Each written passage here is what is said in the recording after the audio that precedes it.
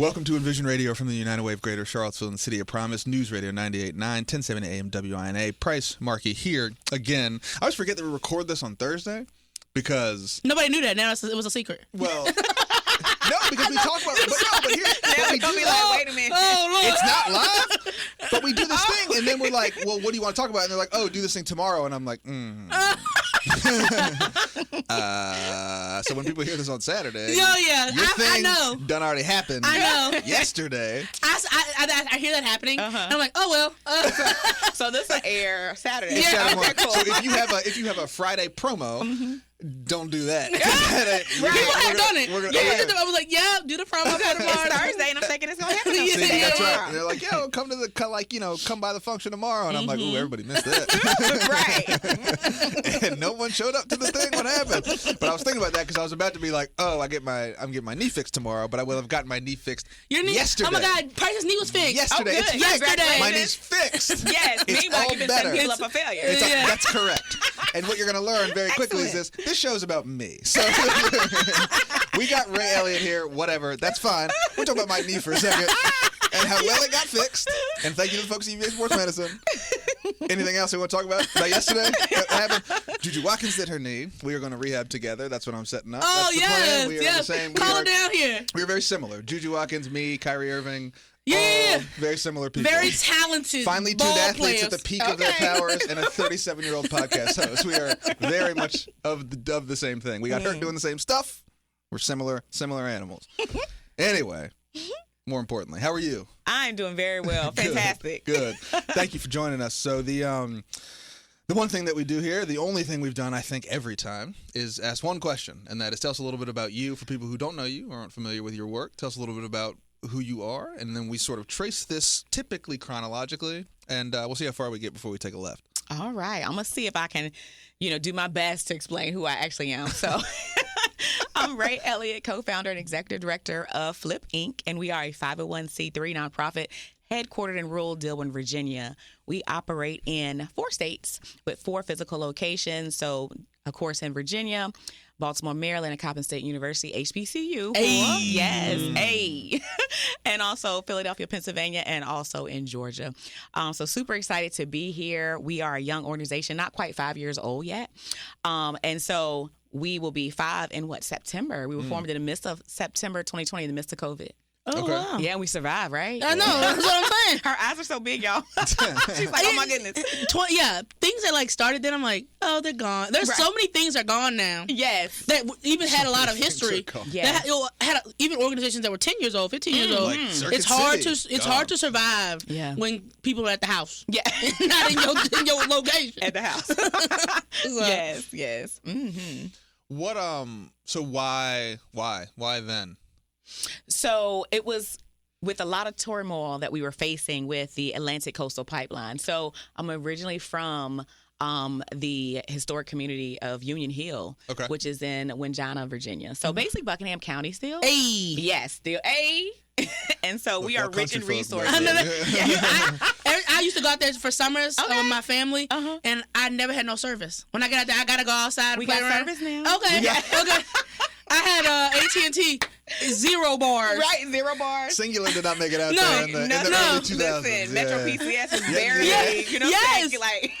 I'd always wondered what those HughesNet commercials were for. No, maybe that's what it was. Maybe that's I had what 0. I used to be scammed. Like you can't have your car break down out here. Oh yeah, no. He is gonna come around and try to bully you. Yeah, that's exactly right. Yes, and so that was in response to that, as we saw, natural compressor gas trying to come there.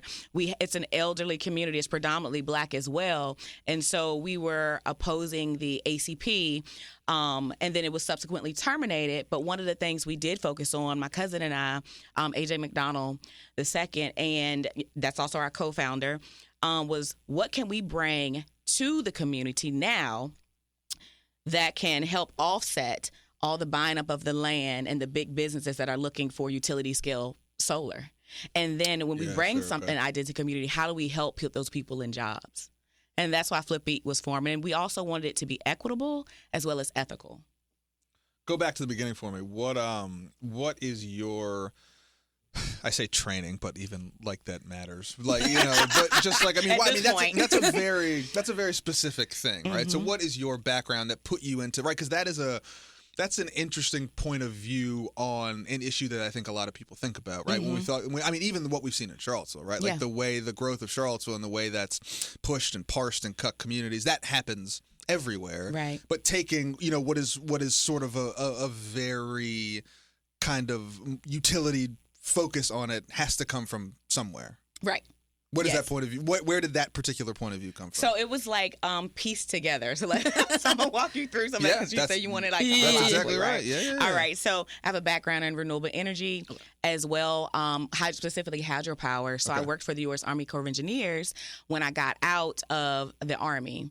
So I did 4 years in the military. Yeah. As soon as I got out of high school, because what else was I going to do in Buckingham, right? Like we had like 3 options. Yeah. So I got out. Then I went into service with the U.S. Army Corps of Engineers, worked on a powerhouse and a dam. Okay. And so, producing hydropower. So I was very interested in how renewable energy was a main staple in those communities like Elliott and Chatsworth, Georgia. And then I supported, everybody's probably heard of Lake Lanier, Lake Allatoona. Yeah. And so all of those have dams and produce electricity via hydropower. Moving forward, progressing in my career, subsequently started working for the Department of Defense, particularly in the construction and facilities maintenance office and engineering section as well. And so then I got a chance to do work on contracts, construction, worked on special appropriations like ARA funding during the President Obama administration. And so from there, we worked on some solar projects, but we also had a special focus on training up and building up minority contractors specifically that don't know how to do business with the federal government. Sure. So that was a major push to get them into energy sectors, but also build them up to properly do business at different levels and to help grow their companies as well. So it was kind of a mixture of the knowledge I already had, the work I had done on the federal government side for making projects, making business equitable. And I was like, I can tie it all together. Now I just need to put it on paper, right? And so just writing it all down, trying to figure out what accreditations we needed, what certifications I needed, right? And then just going and knocking it out in order to ensure that our organization, not only was I competent, not only is our employees competent, but our organization is competent, right? And that it's credible. And we're able to produce the results that we were, ultimately looking for, people trained and people employed in the renewable energy industry. What do you think is the biggest barrier to entry for people in your community in this sector? I would say the biggest barrier is, one, define pathways, right? A lot of people don't even know where to begin.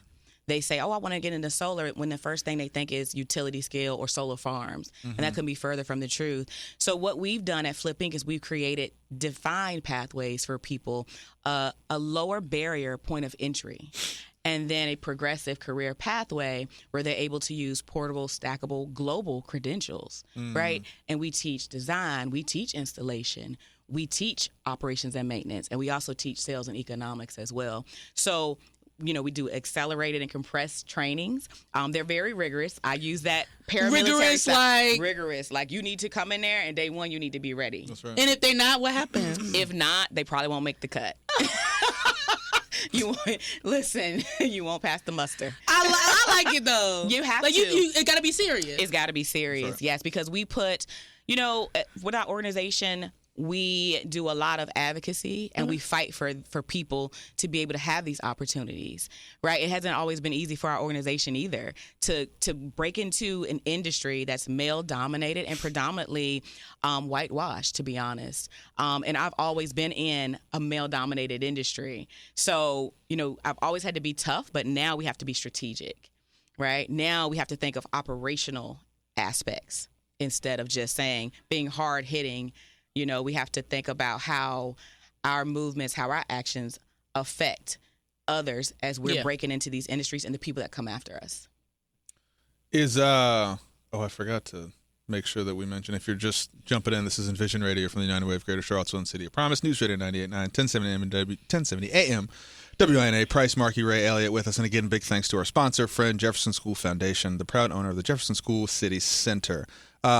Is FLIP an acronym? Yes. And you know what I always forget is that acronyms and initialisms. Acronyms are words. Initialisms are words pronounced separately. That's my fact of the day. Oh, yeah, I didn't know that. Right? Like NASCAR is an acronym. CPU is an initialism. Oh. I always love how people come up with acronyms, though. It's like, do you come up with the word you wanted to say first? So, like, you're like, you do. How do we do? Okay, well, I need it to be flipped. So, whatever energy, efficient, sustainability words fit into the FLIPP. Yeah, wait, what do you think it is? I think. Yeah, y'all gonna have to guess this one. Two P's. What are you even looking at, Marky? Yeah, what are you looking at? I think she had the answer. Oh, no. I have my questions in your bio here. So I'm looking at the word, trying to vision. One of the P's I'm feeling. Power. No. So it has nothing to do with renewable energy or sustainability. So I'm going to take you off of that. And I didn't even come up with it. My co-founder, AJ, came up with it. I'm over here like, that was the first task I gave him for like, hey. Investment? Filaments, lights, incandescent, power, and purpose. Yeah, I was like, power, forge. I don't know. All right, so I'm gonna just make it easy for y'all. Okay, what is it? Yeah, this is gonna go off the rails pretty quickly. So flexible learning, infinite programming possibilities, and so that's an 0 for 5 for you. Like she just knocked it out. I couldn't have gotten not one of the words. And I was like, I'm not putting all that on the Virginia State Corporation Commission website. Right, we're gonna do flip. Right. Okay. But did you come up with? Did you say it needs to be flipped first and then put the letters to it? No, when he came up with that name, I was like, flip. Yeah. Okay. Military background, so I'm gonna always use acronyms. Yeah, I love acronyms. I'm gonna be like, let me see how this, and it lined up perfectly. Yes, flip with 2 P's. That's it. So it's Flip Inc. Right. Okay. Cool, Flip Inc. Cool. And now it goes. It complements the work we do. We're flipping the narrative. We're flipping the business as usual, right? And the way to do it is to build equity and ethical practices in the infrastructure in this what we're calling the built environment now when people think about sustainability. And that's what Flip Inc. is doing. And we've expanded our offerings and services. So now we do workforce gap analysis for the state of Virginia. Just finished up an initial contract with Virginia Department of Environmental Quality and ICF, Inner City Fund as well. We stand up registered apprenticeship programs. So we work with Virginia Works pretty heavily and predominantly also. And then, we advocate for our employer partners. We bring a lot of employers onto our projects and programs because we can train all day. You can sit here and have, the biggest program. Oh, we ran 100 people through the cohort, but nobody got no jobs. Yeah, that's what I think about too. That means nothing to me. Because to holistically serve somebody, you got to have partnerships in place. Right. You got to have agreements in place. And you got to have people that's willing to interview and hire. So was the first one in Dillon? Not Dillon. Yeah, Dillon. Was the first one in Dillon, and then you expanded to the other 3 locations? Yes, we expanded seriously fast. Yeah, I was like, 5 years, 4 locations. Yes. You better than Chick-fil-A. Listen.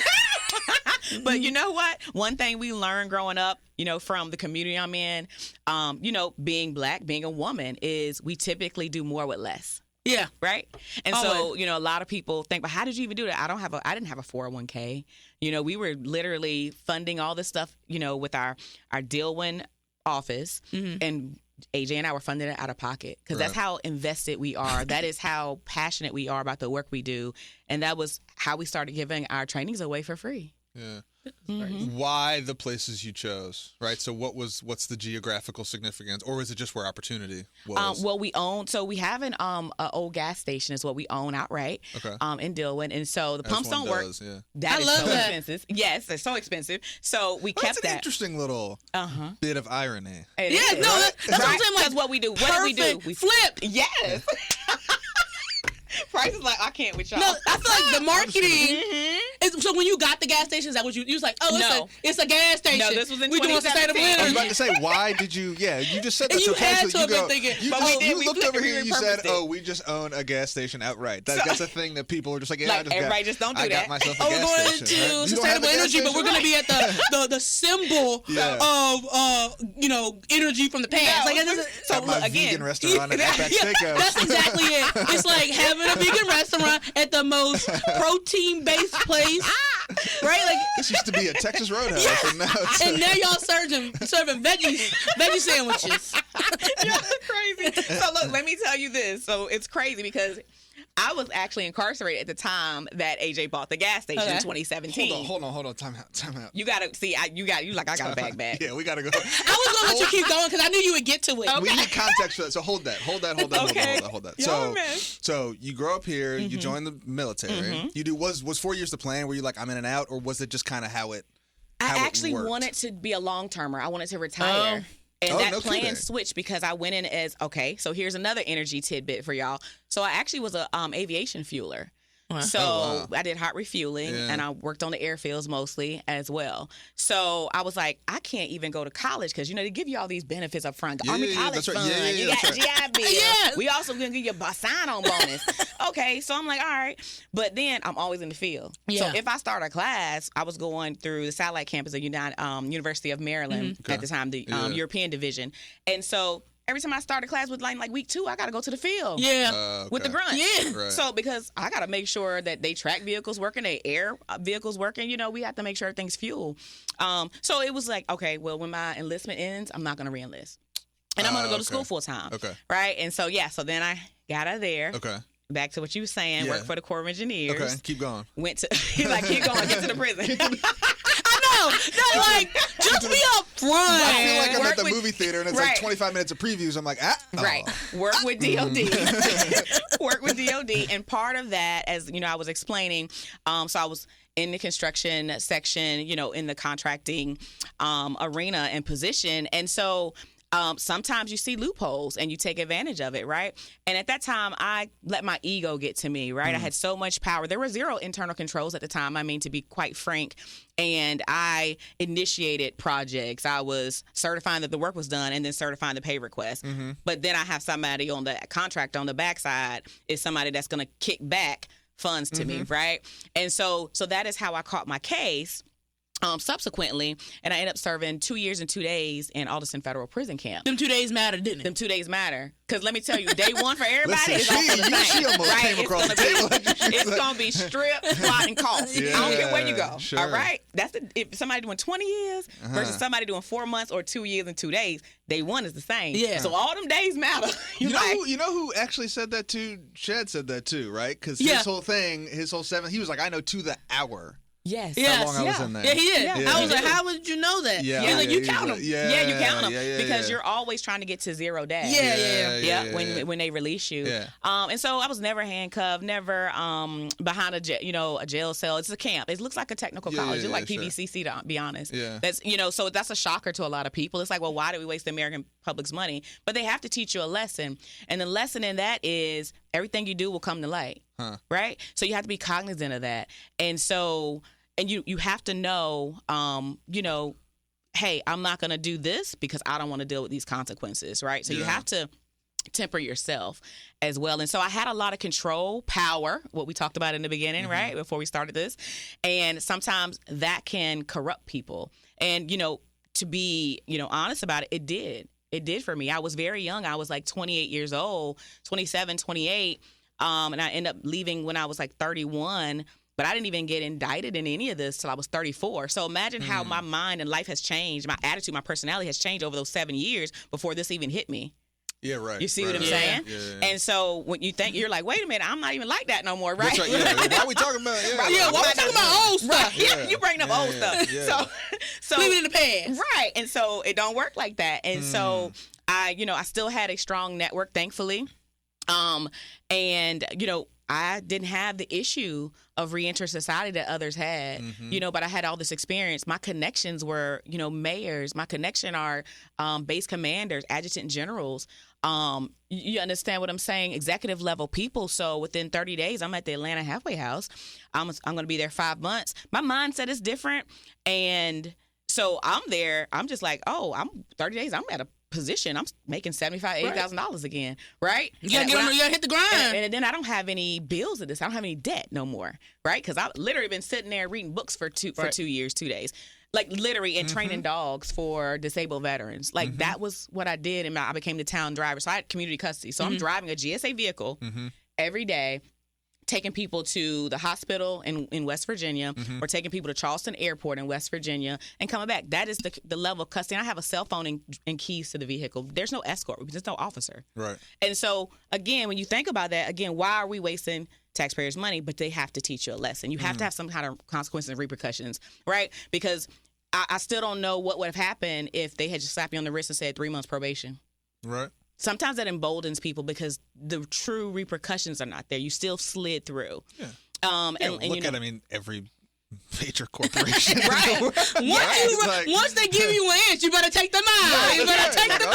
I can get away with this. Well, then, I'm about to really show you something. Exactly. Wage step, we finna steal. We finna steal. You know how to sidestep or how to further hide or conceal what you've done because you haven't really faced the music of it, right? And so I'm thankful for that because I also was able to see how it affected so many other women. I'm at the halfway house with a woman that did like 20 years, and she's going across the street putting pallets together early in the morning, like 3 or 4 in the morning, for like $5.15 an hour. And, I'm giving her stuff that I had. People are bringing me clothes, whatever, thinking I need stuff. And I'm like, I'm good. So I'm giving it away. And, she was like, she made a statement. And so that's what made me think I always wanted to have a business to come back and help people that were just as impacted or just less fortunate, right? From rural communities. So all of my lived experience helped design the idea behind Flip Inc. And so she made a statement and she said, I had a better life while I was in prison. And when you think about that, there's a hierarchy. Because what is there? She don't have no money, but she got power. Because the officers there, you're around enough people, enough time throughout the day, no matter their situation, you're going to grow empathy for them. You're going to have a human connection to them. So when you think about it, people say your family does time with you. Those officers do time with people. So if you got an officer that's been there 19 years and you got an inmate that's been there 20 years, so they helping you to understand the lay of the land, you're a new officer, y'all have grown together. So now y'all actually build a friendship more than anything. That's literally how it works. So to hear that was very sad to me. That's sad. Yeah. And I'm like, because she couldn't figure out how to get on her feet. She couldn't figure out, once I get out from this halfway house, I'm on my own. I got to figure out now how to make some real money because now I got to get an apartment. My PO going to be on my back. That's why she's thinking. Sure. And it didn't take me 30 days. That's damn near unheard of in those situations because you lose a lot of people. And I'm grateful I didn't lose but one person out of my entire life. And that was actually my snitch, right? So, okay, right. All right, touche. We need cameras in here. Y'all can see my... I tell you what, Lord have mercy. Are you surprised by that? Like, are you surprised that they took that call? Like, what does that look like on their end when they're like, the phone rings and they're like, the world? Like, what? Like, what could she possibly want? Right? Like, how does that work, right? Like, listen, I'm fine, perfectly fine with it, actually. No, I guess the question is more like, when I think a lot of stuff, right? So it actually started because of her. It started. So is her last name Flip? No. Shouts to you. It's almost similar to my name, and it's Ellis. Oh Lord. Right. And the only reason that's okay is know, public information. Y'all can Google it. But when you have that network of people that you had, and then a thing happens, I have to believe it's relatively uncommon to go back to that well and for them to be receptive of that. Right? Do you do you ever think about that? Are you surprised by that? Are you religious? More spiritual. Okay. I just believe in, hey, we're not going to do people wrong, right? I just can't look somebody in the eye and know my whole angle here is to screw you over. Yeah. Right? So, or that, hey, we have a discussion and we agree on something and I'm going to always do something different than what I said. Like I'm just like, just do right by people. That's what it is. And everybody makes mistakes, but have you learned from them? And have you developed a method to not go back to that? Yeah, and I feel like the context you had probably felt like you were always doing the right thing when you was working with them.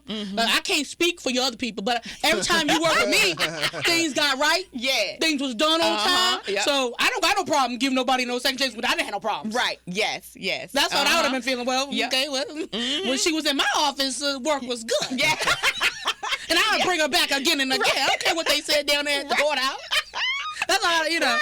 The courthouse. And my mom always says, you can't deny people's personality and work ethic. So, like, yeah, they might have been feeling sketchy, but you go on and you be like, well, here's my plan, and I have so much energy and passion and faith in it. Well, damn, you didn't convince me. I was finna kick you out back when you came. I told you could talk, but then now I'm convinced. Right. Once you start convincing people, Yep. it's contagious. It is, yes. It's definitely contagious. Y'all, if you're just getting here, this is Envision Radio from the United Way of Greater Charlottesville and City of Promise News Radio 98.9, 1070 AM WINA. Price Markey here with Raye Elliott. Again, a big thanks to our sponsor and friend, the Jefferson School Foundation. So, talk a little bit about what's going on now. I mean, what's happening, right? I mean, you have all this work, right, that's built on government systems and structures, right? You've said the magic word equity 1,000 times. I feel like a laser beam is like lightning. That's a bad word. Strike this studio, Equity, a bad right? word these days. You got three black people in a room. Said the word equity. I mean, we are on somebody's computer in some small office is like ringing off the hook. Right. Like, We face that every day. I don't even know if this is on anymore. I don't know if these mics are on anymore, right? They put this on the internet. They just cut the feed to this. They thing. literally let us sit here for hours every day and then don't post it. They don't. We can't put them I'm out on here there. talking to nobody right now. So we can just whatever. But That's creating an intentional barrier at that point. We let you think everything going good, but we never actually this let red go. light. This red light is not. This is not real. That's for sure. My headphones aren't plugged in. I don't even know. Right? I feel like what I do to my daughter, and I give her my old cell phone. That's not on anymore. Yeah, we give a kid a controller with no battery. That's exactly right. You doing good, We baby. let you do the show, so that's equitable. Yeah. But you never aired it, ma'am or sir. Yeah. She's making fake phone calls to nobody. Yeah. But I mean, so what does the current context mean for your work? And I think you almost have a little. I mean, you've got kind of a trifecta, and maybe is quadfecta a thing? I've never heard of it, but we can make it a it's thing, about to be right? one today. Yeah. No, because Quadfecta. you're talking about renewable energy. You're talking about equitable energy. You're a black woman who's been formerly incarcerated. Did I miss anything? Veteran. Okay. Oh yeah. You don't Rural happen community. to be like Muslim or anything, do you? Not- like, I mean, not I mean, quite. you can check some more boxes. Hub zone. Our But, office like- is in a federal hub zone. Hey. Deal with. Wow, right. That's 5. So again, right, so you have all of these things that any one of them makes the landscape more complicated. And then you start to put all of them together. And the question of all this is, how do you continue to do work in an era where many of those things are, I think we can rightly say, under attack? And how do you do that? How do you compromise in that space, understanding you probably have to at some point somewhere to keep the thing moving? Right. How do you make those decisions in real time? Okay, so I'm glad you asked that one because that's going to roll up to kind of how at the level we are now, like I said, I used to be tough. I was, I'm a fighter. I'm going to dig in and bite down, right? Especially when I can be an advocate for others and I'm not afraid to take the heat for everyone. Because I'm telling you, a federal indictment and conviction, that's going to toughen you up, right? So you're going to be able to say, all right, now I want to help others. And so one of the things I always ask myself now when I'm still faced with opposition or barriers is, do I want to win or do I want to be right? And you can't have both. So that brings in that compromising, right? And I'll give you a perfect example, real world example that happened to us. So we were up for an accreditation. We put in a packet, organizational accreditation in 2023.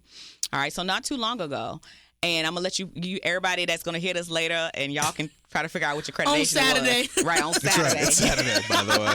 It's Saturday. So we passed everything. We passed organizational tests. We passed the financial fitness, all these things. We were awarded the accreditation. And 2 days later, it was snatched back. I could see multiple emails coming through that it had been rescinded. And I'm like, why? Right? Come to find out, this was verbally explained and also in writing via email. And it was because they believed that, because there was no, also let me add this, there was no background check done because it's an organizational accreditation. Right. So, Yeah, right, okay. But they Googled my full name, and because I had to sign the full name on the attestation docs. And that was it saying that, I would get funding and not put on the classes. This is an assumption from something that had happened 10 years before, right? This is how this goes. And so, I had everything you would think, well, that's an easy case to win, right? So I went to our board attorney and he said, do you want to win or do you want to be right? Because what is the significance and what are you trying to do with this accreditation? What does this mean? Well, it's global. It'll help us train. It'll add credibility. It'll verify that our organization is capable of doing all stuff. This is because, I want to fight it because think about the people that have come before me and they've been denied. And then the people that will come after me that don't know they can fight. He said, I'm going to ask you again. And because you don't understand what I'm asking you and what it means. And I kind of took offense, but you have to be able to, again, you have to suppress those egos. You need to listen. You need to be able to understand. Listen to understand, not to respond. And so he said, because if you want to be right, you're right now. We can go forward with this, and I'll file whatever you need me to file. But you'll never get that accreditation. You'll never be able to train your people. You'll never be able to certify them and put them in jobs because you don't have the credibility that accreditation gives you long term.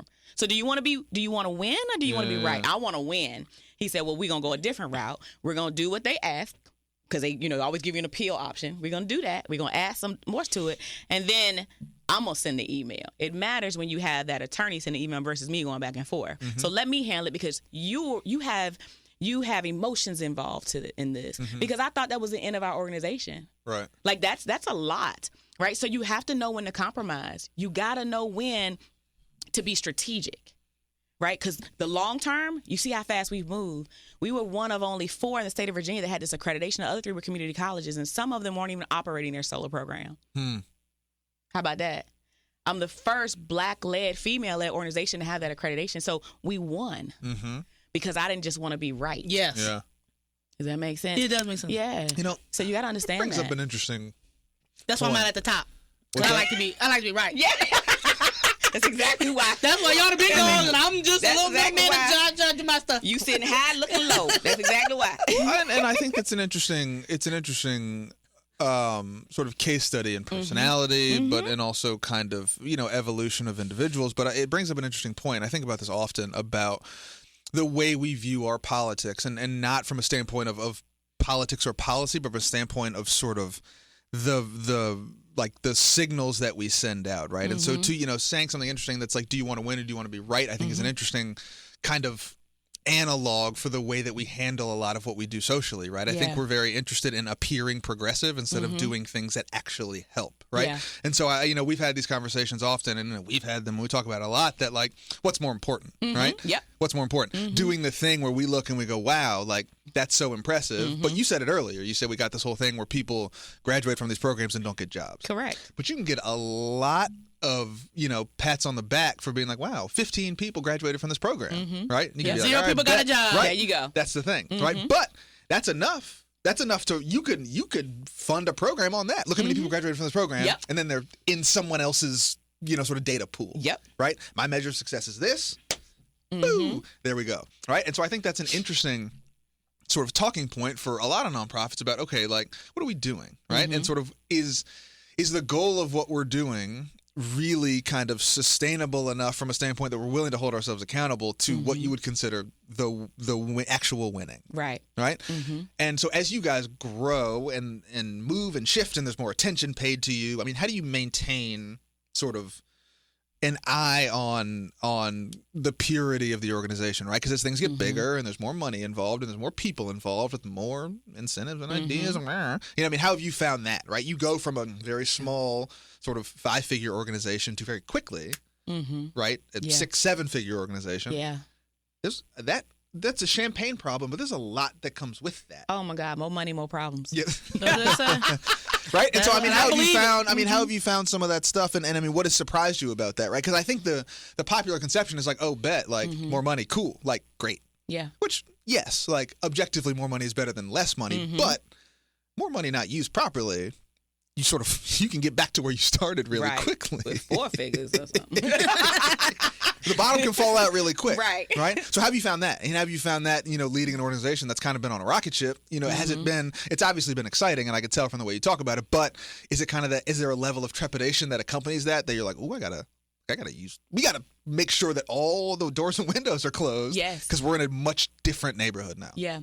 Even as a leader, and I feel this is attributed to knowing what competency means, right?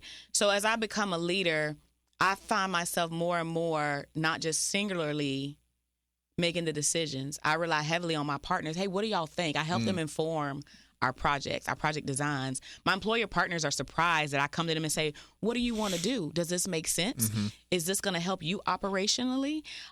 Even the project owners we work with or the funders, when I talk to U.S. Department of Labor, what do you think about this? We have technical assistance. I lean heavily on them.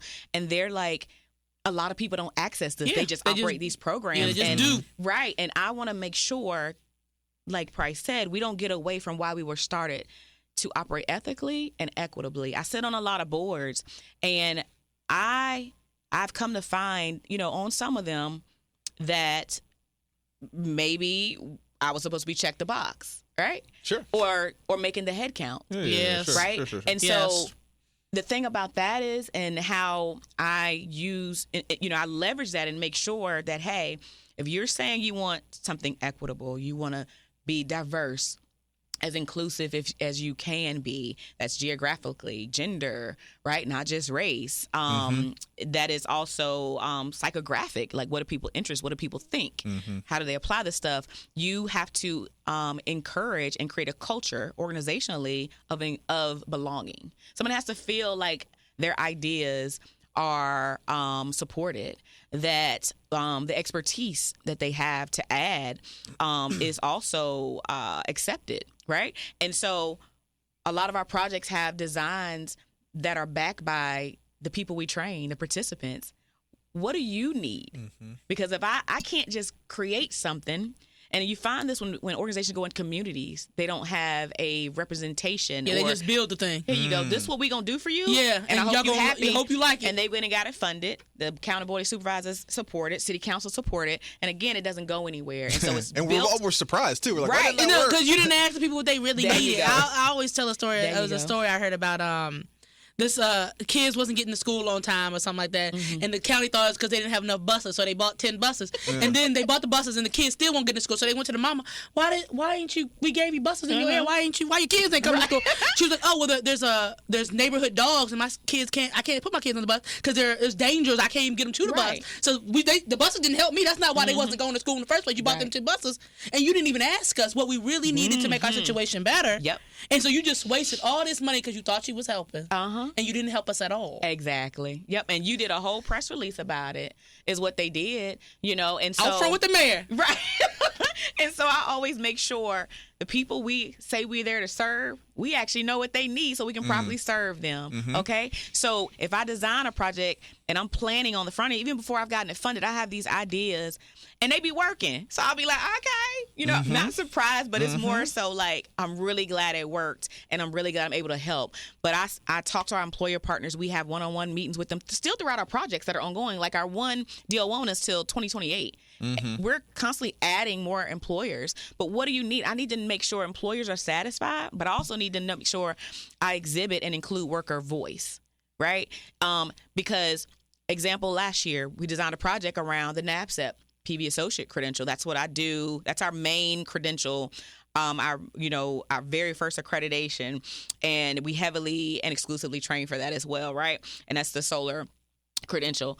But as we revved up for the first FACER cohort, which is our FLIPS Accelerated Clean Energy Reentry Project last year, talking to the employer partners, they was like, well, we not only need the NABCEP, we need OSHA 10 or OSHA 30, and we need NFPA 70E. So that's like safety for electrical and fire safety for electrical. And we were like, that wasn't in the plan. But had we not brought them to the table and said, tell us what you need. You would have run this whole training without the parts. There you go. And they wouldn't have been able to mobilize our people, Right. our participants that would have been a part of that project for those employers.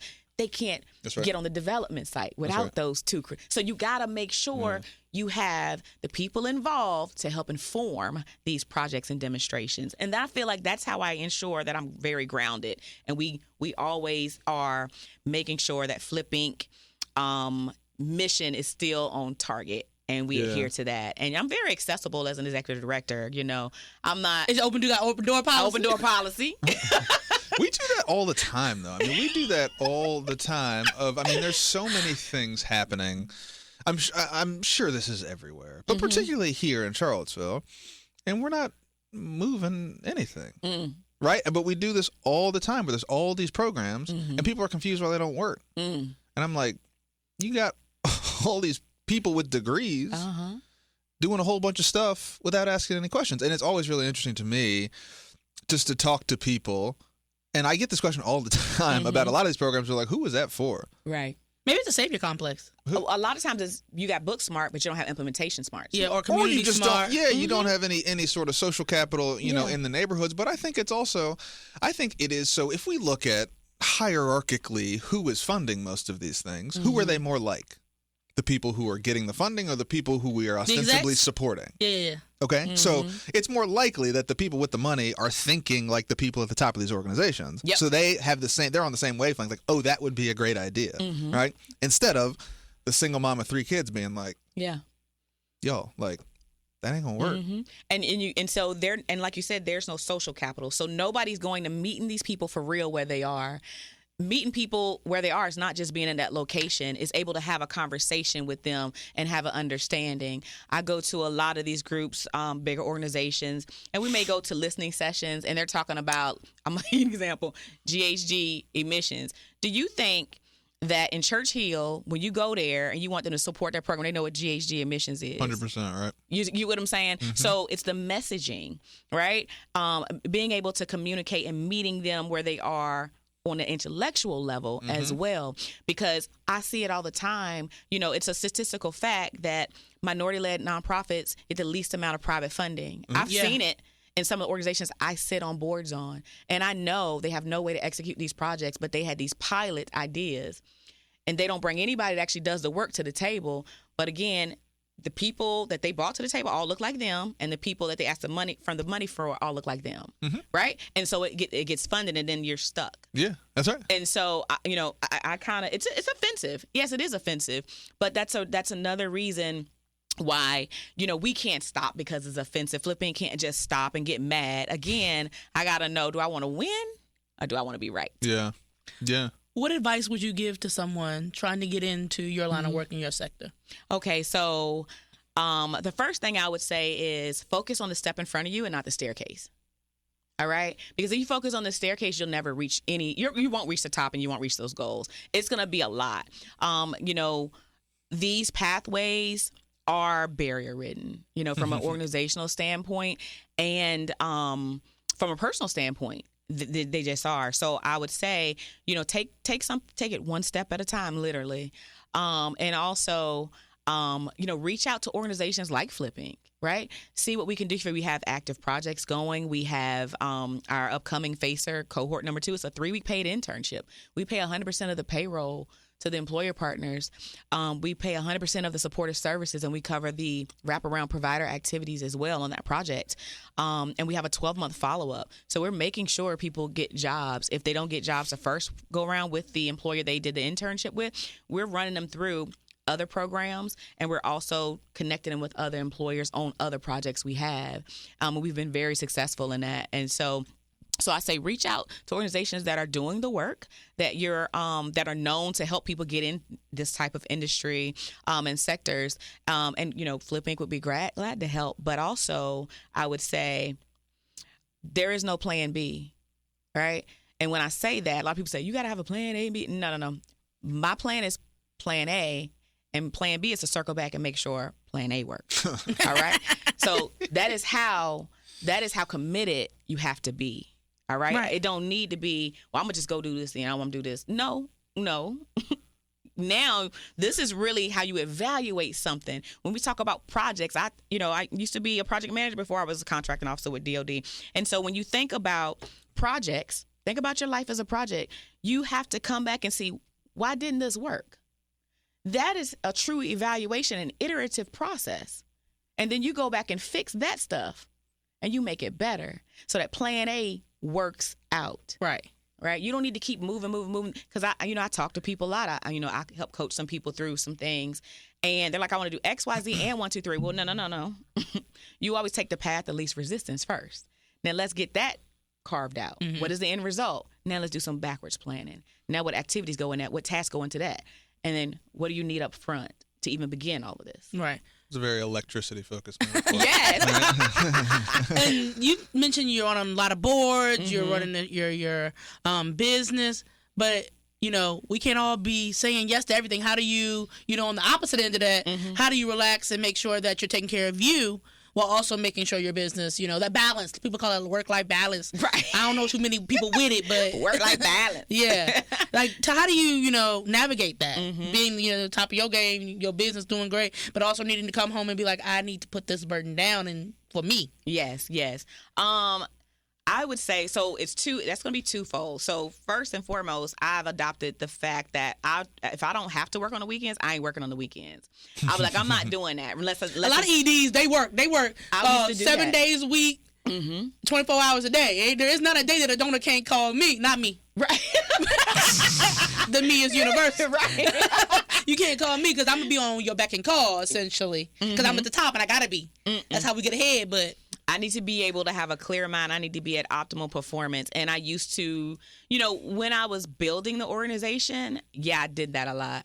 And I expected others to. I'm like, I ain't working. I hate holidays because I need people to be working. Yeah. But you get burnt out, right? And I try not to get burnt out. And so, literally after the success of the first FACER cohort, I kind of dialed that down. And I'm glad I did because I do have to have that external expression where I'm not talking about work all day. I mean, it's very instrumental in my life because that is our baby, our business. Flip is me and AJ's baby.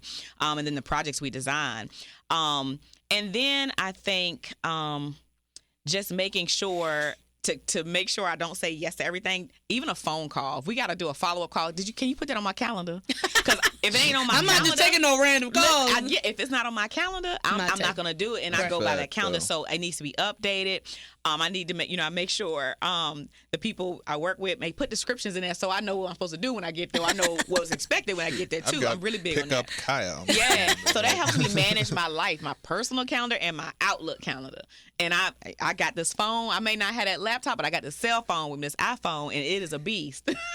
A phone is just a laptop in your hand. A mini laptop. Sure. Mm-hmm. Yeah. But see, I'm of the generation where, if it looks too long on the screen, I'm just like, nah, I'll get it later. That seemed like you. I'm there. Right? If you send me an email and it's real long, and I'm like, I'd be like, I gotta print that out. That's a computer thing. I get it when I sit down. If it's more than 10 words, you should be able to tell me what you need. Here's the thing, though. In 10 words. I am of that generation where, just text me. Just text it to me. Oh. That's where I'm at. Right? Sometimes I'll be like, I need to pick up the phone because I'm driving. Some people and like I travel phone calls. across Okay, the state. fair. If you're driving, I get that. But the thing is I will text someone a question that is a very simple answer, and they call me, and I'm like, if I wanted to talk to you, I would have called you. That's so rude. Right? All I want is for you to be like, yes, no, okay, whatever. Oh, but also I'm always you're driving. I'm typically in the middle of something. I'm in a meeting and this. So if I could have called you or I wanted to call you, I would have. I chose this mode of communication for a very specific reason. Just give me what I'm after. They call, leave me a message like, oh, I got your text and da da da da, and I'm like, you could have just said yes. Because you called and actually left me a voicemail and said that. Yes. Right. Or the thing that people, and this is a funny thing too, this is a little bit outside of my thing, but when people they'll send me voice notes, and I'm like. Voice note. All right. That's now, a hold lot. on.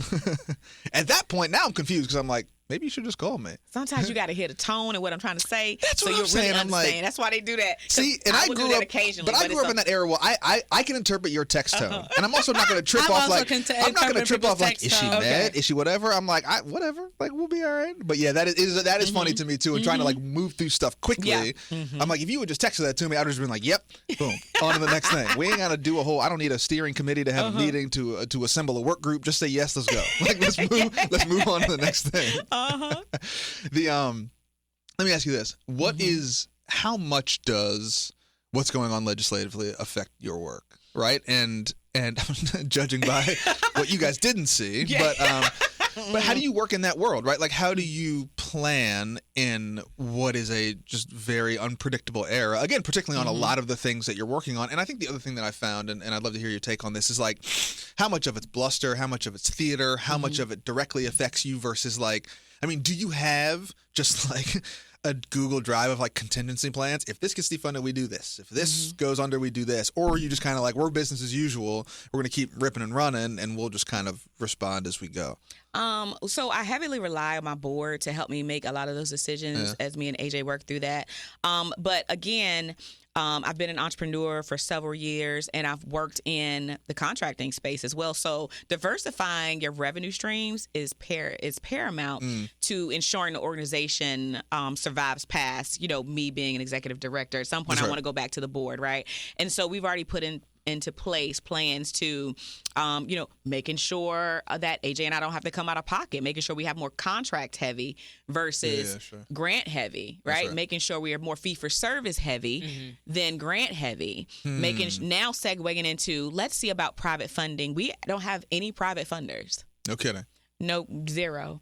So that is how hard I work on these projects to make sure, when the federal agencies read them, they're like, oh, this be executed. You know what I'm saying? And they know, think about the DOL one.